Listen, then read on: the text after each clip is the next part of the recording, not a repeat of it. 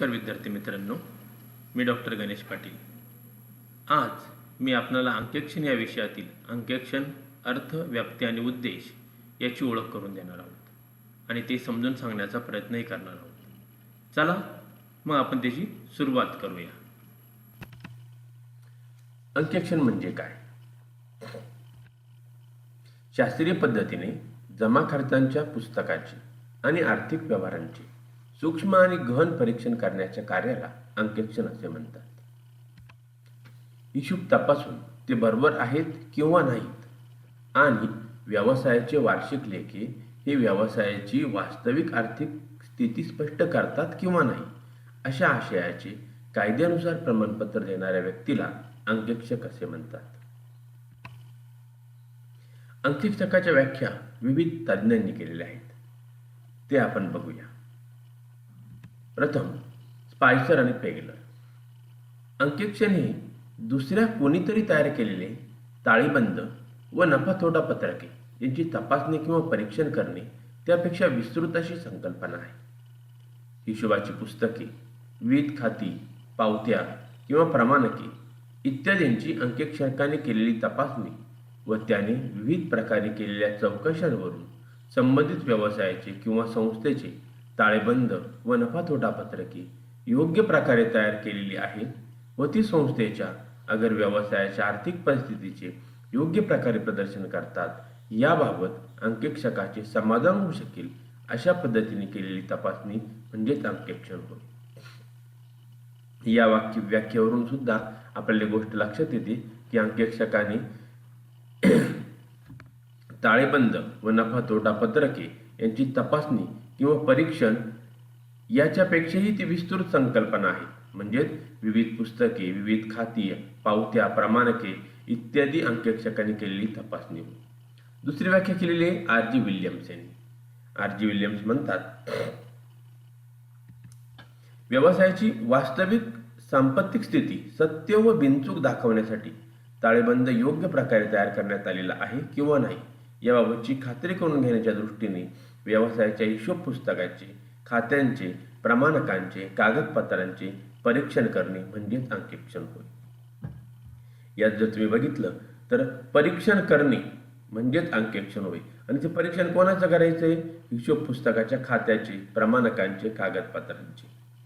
Lawrence हार्डिक्सी ते म्हणतात, संबंधित व्यवहारांवर सर्व नोंदी पूर्णपणे योग्य प्रकारे केलेल्या आहेत, तसेच त्या व्यवहारांचे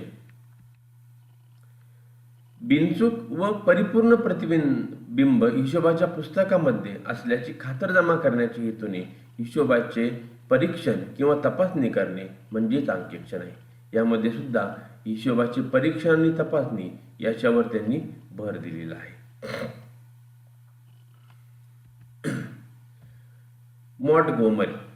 मॉंटगोमरी म्हणतात, अंकेक्षण म्हणजे एखाद्या व्यवसायातील किंवा अन्य संघटनेच्या आर्थिक व्यवहारांची सत्यता आणि त्याचे परिणाम तपासून व पडताळून पाहण्याच्या उद्दिष्टाने त्या व्यवसायाच्या किंवा संघटनेच्या हिशोबाच्या पुस्तकांची तसेच मूळ कागदपत्रांची परीक्षण करणे व त्याबाबतचा अहवाल देणे म्हणजेच अंकेक्षण होय. जे.आर. बॉटलेबॉय म्हणतात, व्यवसायाच्या हिशोबाच्या पुस्तकांची हुशारीने व टीकात्मकरित्या केलेली तपासणी म्हणजेच अंकेक्षण होय. यामध्ये त्यांनी हुशारीने हा शब्द एक महत्त्वाचा त्यांच्या व्याख्येमध्ये ॲड केलेला आहे. नफा तोटा पत्रके, ताळेबंद तयार करण्याची त्या व्यक्तीची जबाबदारी आहे. त्यांनी अशी पत्रके योग्य प्रकारे केलेली आहेत. नफा तोटा पत्रके ही त्या विशिष्ट काळातील व्यवहारांचा योग्य तो परिणाम दर्शवते व त्याचप्रमाणे ताळेबंदही व्यवसायाची सत्य परिस्थिती दर्शवतो. हे तपासून पाहण्याच्या हेतूने पावत्या, कागदपत्रे, हिशोब पुस्तके, विविध खाती यांचे परीक्षण किंवा तपासणी म्हणजेच अंकेक्षण होय.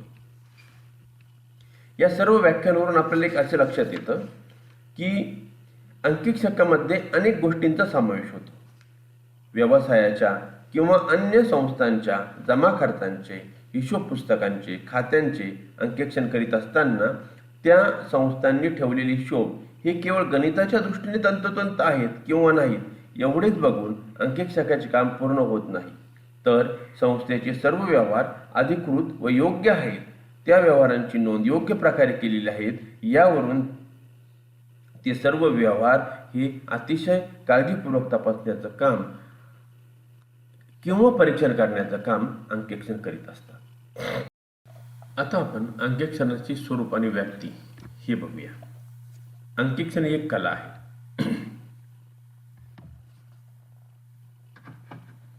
अंकेक्षण ही एक कला आहे.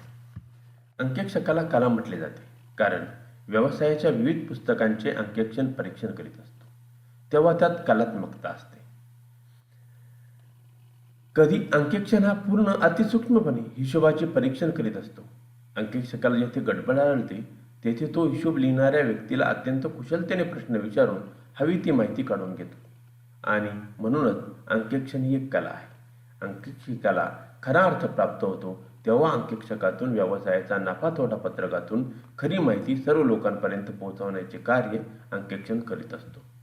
अंकेक्षण एक शास्त्र आहे कारण अंकेक्षण करीत असताना अत्यंत तांत्रिकपणे अंकेक्षक हा अंकेक्षण करीत असतो. हिशोब लिहिणाऱ्याने कायद्याचे उल्लंघन न करता दिलेल्या नियमाच्या अधीन राहून हिशोब लिहिले आहेत किंवा नाहीत हे पाहण्याचे काम अंकेक्षकाकडून होत असते. व्यवसायाच्या लेखापुस्तकांचे हिशोब सत्य आणि शास्त्रीय पद्धतीने टीकात्मक परीक्षण अंकेक्षणात केले जाते. व्यवसायाच्या वास्तविक आर्थिक स्थितीचे सत्यज्ञान प्राप्त करून घेण्याच्या व्यवसायाच्या लेखापुस्तकाची नियमावली तपासून सूक्ष्म निरीक्षण, परीक्षण, सत्यापन, हिशोबातील काटेकोरपणा आणि हिशोब लिहिताना घेतलेली दक्षता इत्यादीचा विचार अंकेक्षणात होतो. वरील सर्व बाबी या अंकेक्षकाचे शास्त्र आणि स्वरूप हे सांगतात. अंकेक्षणाची व्याप्ती सांगताना व्यवहाराची गणितीय शुद्धता तपासणे. व्यवसायाच्या संस्थेच्या खातेपुस्तकांची आणि लिहिलेल्या व्यवहारांची गणितीय शुद्धता ही अंकेक्षणात तपासली जाते. व्यवहाराची नियमानुसार नोंद केलेली आहेत किंवा नाही ही सुद्धा अंकेक्षणात तपासली जाते. विविध कागदपत्रे नियमानुसार तयार केलेली आहेत किंवा नाही हे बघणे सुद्धा अंकेक्षकाचे महत्त्वाचे कार्य आहे. व्यापारी संस्थेचे तेरीच पत्रक तपासले जाते.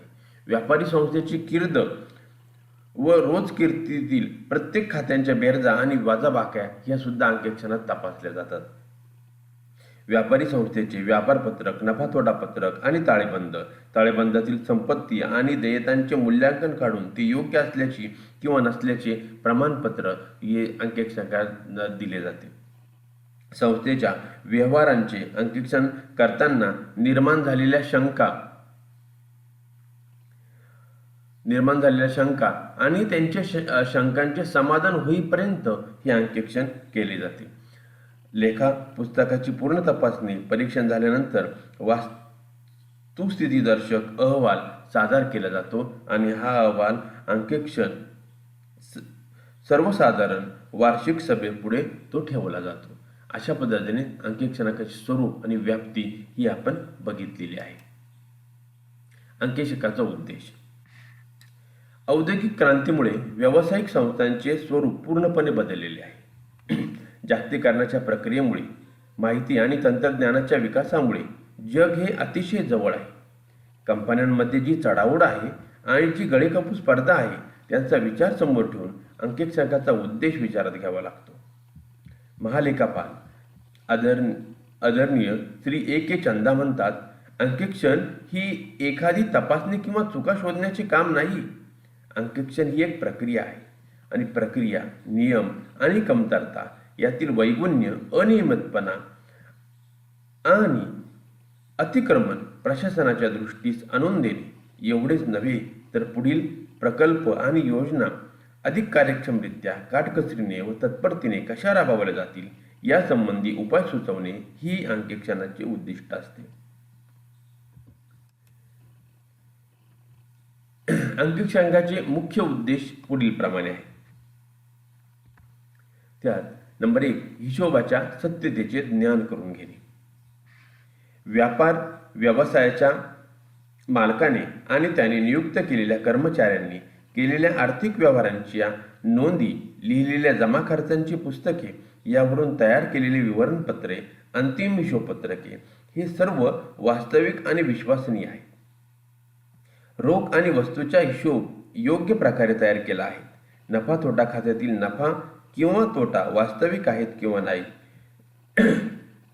आणि ताळेबंदावरून व्यवसायाच्या वास्तविक आर्थिक स्थितीची कल्पना येते किंवा नाही हे पाहणे अंकेक्षकाचा मुख्य उद्दिष्ट आहे. हिशोबाच्या पूर्वत्वाचे ज्ञान करून घेणे. व्यवसायाशी संबंधित असणारे सर्व आर्थिक व्यवहार जमा खर्चांच्या पुस्तकात योग्य प्रकारे नोंदवले आहेत किंवा नाहीत याची खात्री करून घेणे हा अंकेक्षकाचा दुसरा महत्त्वाचा उद्देश आहे. यावरून लेखापुस्तकाच्या शुद्धतेची कल्पना येते. तसेच व्यवसायातील आर्थिक व्यवहारांचे हिशोब परिपूर्ण आहेत याची सुद्धा खात्री होते. हिशोबाच्या नियमानुकूलतेचे ज्ञान करून घेणे. एका ठराविक अवधीत आर्थिक वर्षात व्यवसायात घडून आलेल्या सर्व आर्थिक व्यवहारांची नियमानुसार वर्गीकरण केले आहे आणि लेखाकर्माच्या सिद्धांतानुसार त्याची नोंद विविध खात्यात आणि जमा खर्चांच्या पुस्तकात करण्यात आली आहे किंवा नाही हे पाहणे हा अंकेक्षकाचा तिसरा महत्त्वाचा उद्देश आहे. वरील तिन्ही उद्देश पूर्ण न झाल्यास अंकेक्षण कार्याचा मुख्य उद्देश पूर्ण होऊ शकत नाही. अशा परिस्थितीत अंकेक्षकाला आपल्या अहवालात व्यवसायाची लेखापुस्तके वास्तविक, पूर्ण आणि नियमानुसार ठेवली आहेत किंवा नाहीत हे नमूद करणे कठीण जाते. अंकेक्षकाला आपल्या अहवालात या बाबींचा उल्लेख करावा लागतो. अंकेक्षकाचे सहाय्यक उद्देश. अंकेक्षकाचा मुख्य उद्देश पूर्ण करण्यासाठी जे इतर उद्देश पूर्ण होणे आवश्यक आहेत त्यांना सहाय्यक उद्देश असे म्हणतात. कपट आणि अफरातफर नाही याची जोपर्यंत खात्री होत नाही तोपर्यंत जमा खर्चाची पुस्तके सत्य, पूर्ण आणि विश्वसनीय आहेत असे म्हणता येत नाही. हिशोब लिहिताना कळत न कळत चुका होतात, म्हणून या चुका शोधणे व अफरातफरींना आळा घालणे हा अंकेक्षकाचा सहाय्यक उद्देश आहे. हिशोबातील चुका शोधून काढणे.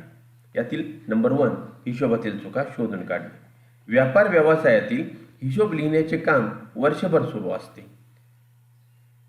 हे काम अनेक कर्मचाऱ्यांमध्ये विभागले असते. आर्थिक व्यवहारांची संख्या जसजशी वाढत जाते तसतशी आर्थिक व्यवहारांची गुंतागुंत आणि हिशोब नोंदवताना होणाऱ्या लहान मोठ्या चुकांची संख्या सुद्धा वाढत जाते. अशा चुका कळत किंवा न कळत झाल्या तरी त्याचे परिणाम मात्र दूरगामी स्वरूपाचे असतात. म्हणून अशा चुका वेळीच शोधून काढण्यासाठी लेखापुस्तकाचे अंकेक्षण करून घेणे आवश्यक असते. हिशोबातील चुका पुढील प्रकारे असतात. नंबर 1 सिद्धांतिक चुका. याला इंग्लिशमध्ये म्हणतात एरर ऑफ प्रिन्सिपल. हिशोब नोंदवताना दुहेरी नोंद पद्धतीच्या मूलभूत सिद्धांताचे पालन न झाल्यास होणाऱ्या चुकांना सिद्धांतिक चुका असे म्हणतात.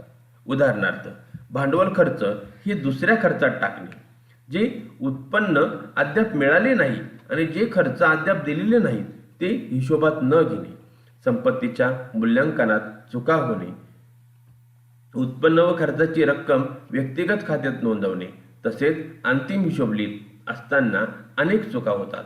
या चुका अजाणतापणाने होतात, पण त्याचा परिणाम वार्षिक हिशोबावर होतो. म्हणून या चुकांकडे विशेष लक्ष देणे आवश्यक असते.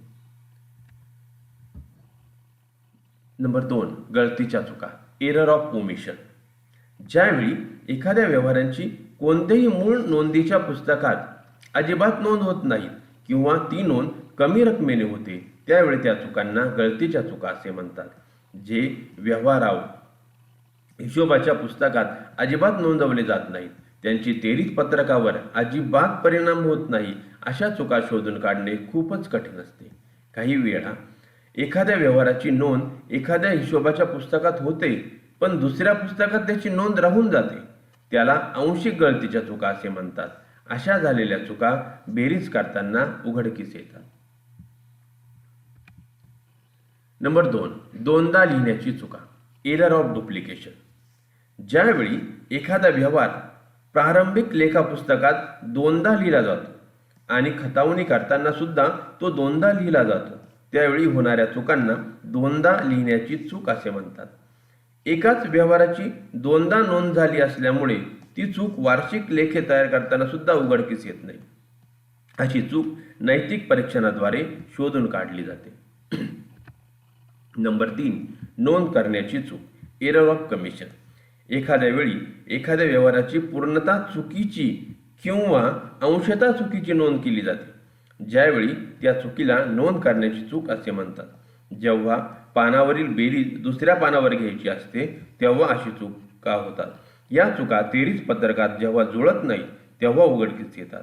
आर्थिक व्यवहाराची काळजीपूर्वक तपासणी करताना या चुका सहजपणे सापडतात. नंबर 4, समकारी चुका, कॉम्पेन्सेटिंग एरर. ज्यावेळी जमा खर्चातील चुका जमा खर्चावर होणाऱ्या परस्परांचा प्रभाव नाहीशा करतात त्यावेळी त्या चुकांना समकारी चुका असे म्हणतात. उदाहरणार्थ, एखादा आकडा लिहिताना झालेली चूक. उदाहरणार्थ, रामकडून मिळालेले पैसे श्यामच्या खात्यावर तर श्यामकडून मिळालेले पैसे रामच्या खात्यावर चुकीने लिहिले जातात. त्याची द्विनोंदी असते तर त्या चुकांचा हिशोब पुस्तकावर परिणाम होत नाही. या चुका शोधून काढणे खूप कठीण असते. याचा परिणाम 23 पत्रकावर होत नाही. या चुकांमुळे बरीचशी फसगत होऊ शकते. या चुका शोधण्यासाठी अंकेक्षकाला खूप काळजी घ्यावी लागते. कपट आणि अफरातफर शोधून काढणे. चुका आणि कपट यात फरक आहे. चुका या अनावधानाने होतात तर कपट हे मुद्दाम केले जाते.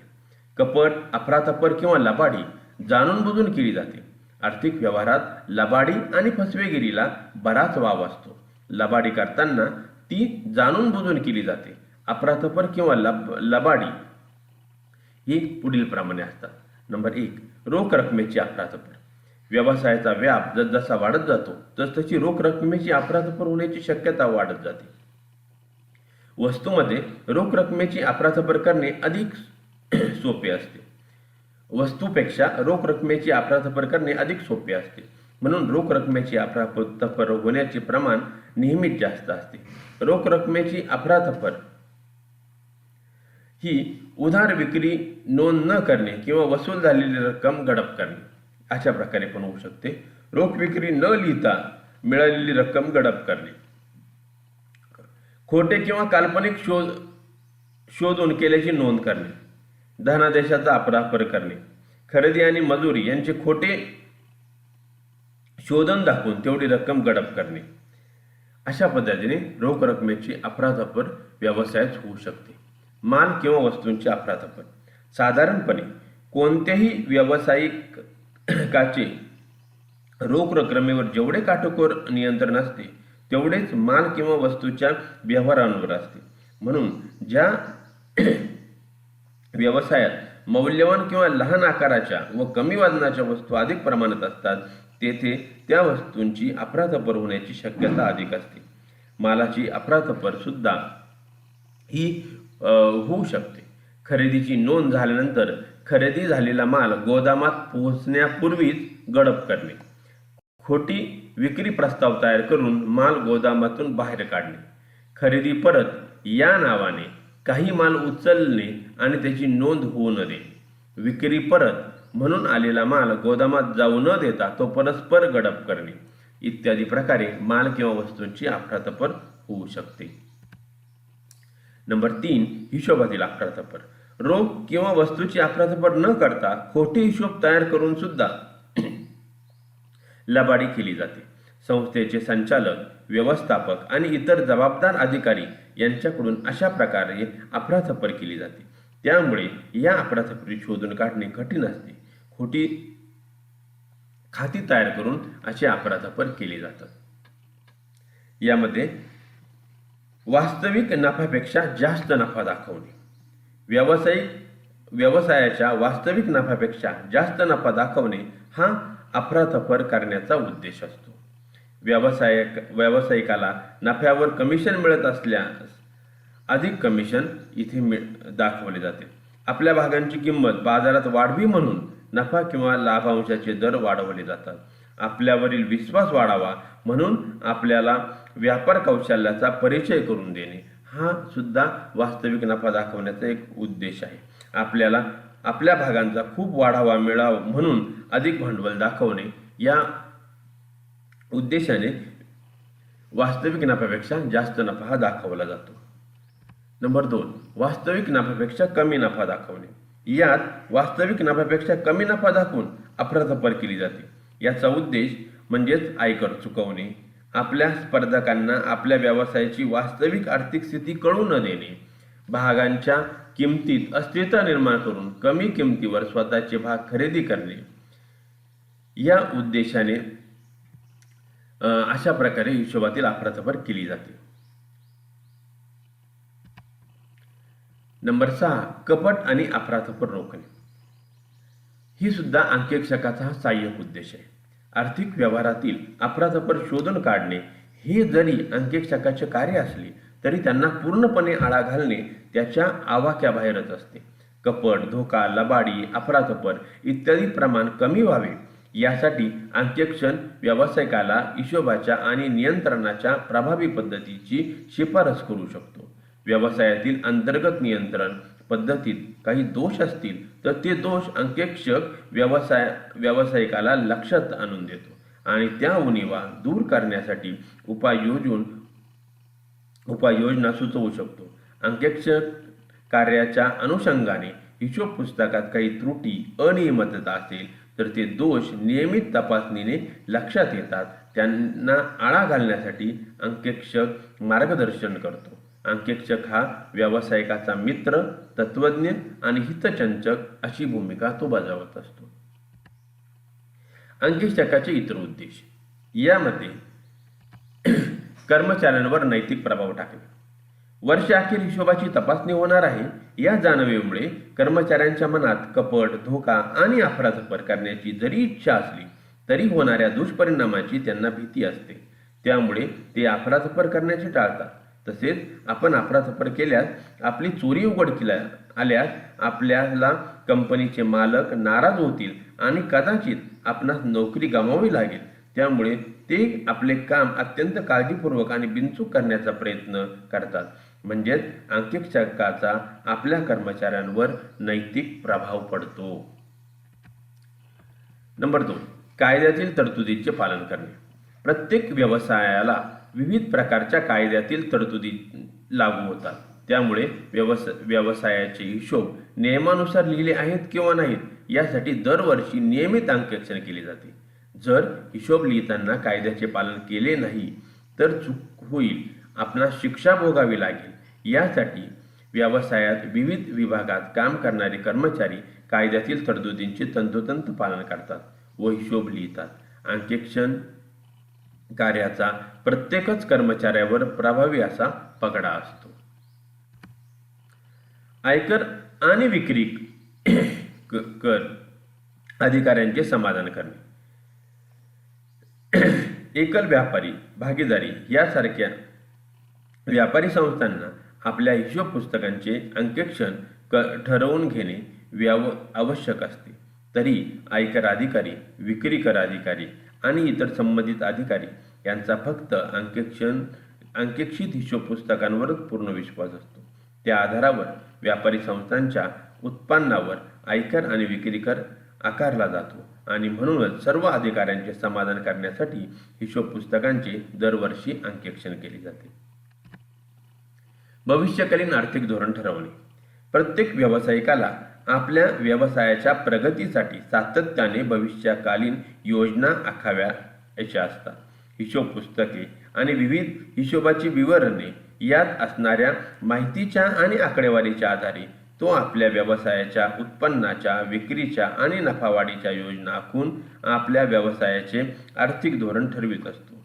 म्हणून व्यवसायाची सर्व हिशोबाची पुस्तके आणि आर्थिक पत्रके बरोबर आहेत याची खात्री करून घेण्यासाठी आर्थिक व्यवहाराचे अंकेक्षण करणे आवश्यक असते.